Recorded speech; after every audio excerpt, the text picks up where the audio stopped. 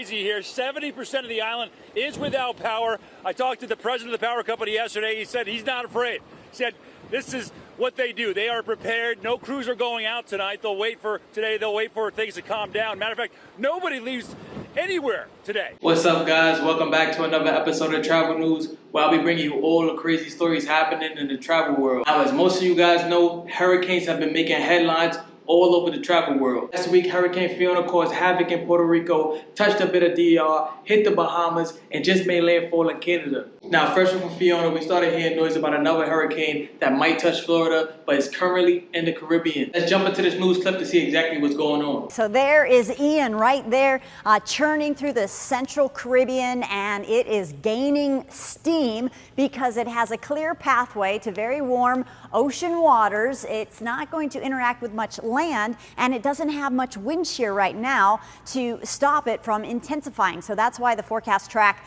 does have it strengthening very, very quickly. So right now, max winds are up to 50 miles per hour. So they did gain 5 miles per hour there. It's moving to the west at 13, so it's slowed down by 1 mile per hour. Minimum pressure at 1,002 millibars. So let's show you the forecast track. By tomorrow morning, winds up to 65 miles per hour. Then by tomorrow and into early Monday morning, it is already a Cat 2. By the time it brushes the coast of Cuba, it's expected to be a major hurricane at a Category 3 with 115 mile per hour winds. And then it moves into the Gulf of Mexico. Very, very warm sea surface temperatures, and it's expected to strengthen to a Cat 4. Now, this is another change from the track that came out at 5 p.m. It keeps Ian strong just before landfall, so keeping it a 4, and then it shifts to a 1 right there about landfall. So if the potential was there for a landfall at a Cat 4, that's a pretty serious situation. As you guys saw, this is setting up to be a major hurricane and should be taken serious. But the question is, should I cancel my flight? Of course, at first glance, it looks obvious. We've seen what Hurricane Fiona just did to Puerto Rico. It left it in shambles. So why would you put yourself in a situation to be in the path of a hurricane? Now, I know, guys, when we hear about a hurricane, we do panic and we just want to jump and just get everything situated. But before you do that, I do think you should take 3 things into account before canceling your travel plans. Now, in this case, Hurricane Ian is 300 feet below Jamaica. That means if you have a trip to an Eastern Caribbean island, your trip may not be over. You may be still able to go, but it depends on where you're leaving from. Obviously, if you're leaving from Florida or somewhere that's coming close to the hurricane, you don't want to go. You still want to cancel the plans.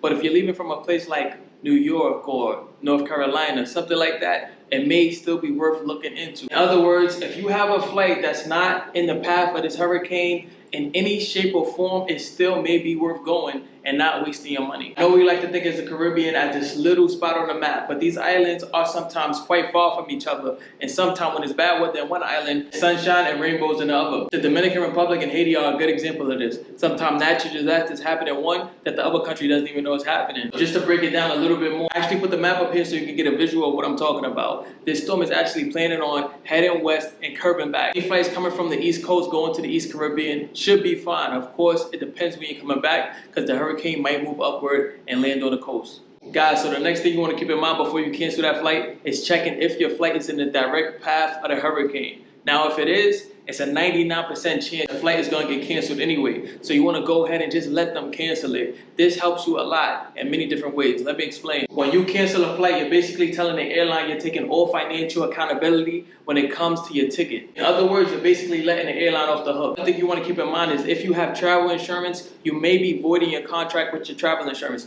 So see what's covered. If a hurricane isn't covered, you may not get anything back. Now, if you do wait and your flight gets canceled, guess what? The airline is taking all accountability on your flight. Basically, they're saying we can't perform this duty safely. In this case, we're going to replan your trip free of cost. Obviously, this is a better option because now the airline is the one actually initiating the ticket cancellation and basically saying they can't perform their duty. And in this case, they owe you something.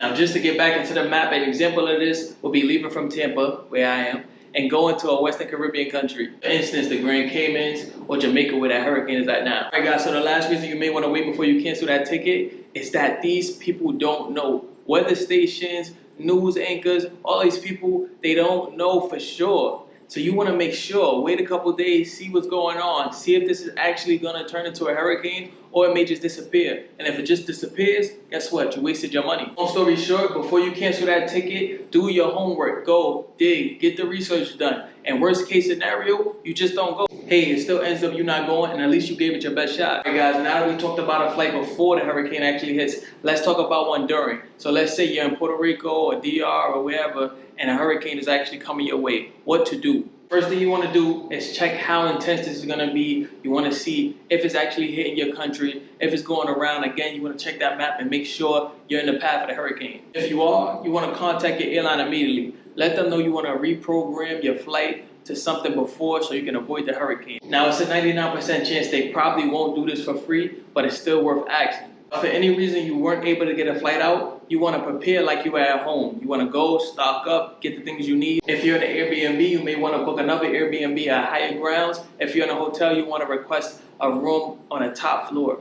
Now, finally, what to do if a hurricane just passed the country that you're on your way to. Again, I'm going to use Puerto Rico. Sorry, Puerto Rico, I'm picking on you. But we all seen the effects of Hurricane Maria that hit the country, and it was devastated for weeks on weeks after the hurricane actually passed. This isn't a trip that most travelers want to go on. You don't want to go to a country when you were expecting to get beautiful palm trees, beautiful oceans, to see palm trees on the floor everywhere, debris, businesses shut down, all the shops and restaurants closed down, and basically the island abandoned. Again, you want to check in with your airline. You want to see if they can reprogram this flight for you. Now, depending on the severity of the hurricane, they might actually do this free of charge. But you want to make sure that you're telling them that you do not feel safe going to the island in the condition that it's in. This will actually give you the best chance to get that flight changed for free. If all else fails, you want to go ahead and hit up your travel insurance agency and let them know that you want to reprogram this flight, and hopefully they can take care of the charges for you. Yes, you do need travel insurance during hurricane season. Alright guys, I won't hold you up any longer. Thanks for checking in. Anybody in the path of the storm, we got this. You're in my prayers. Be safe, and I'll see you guys in 7 days.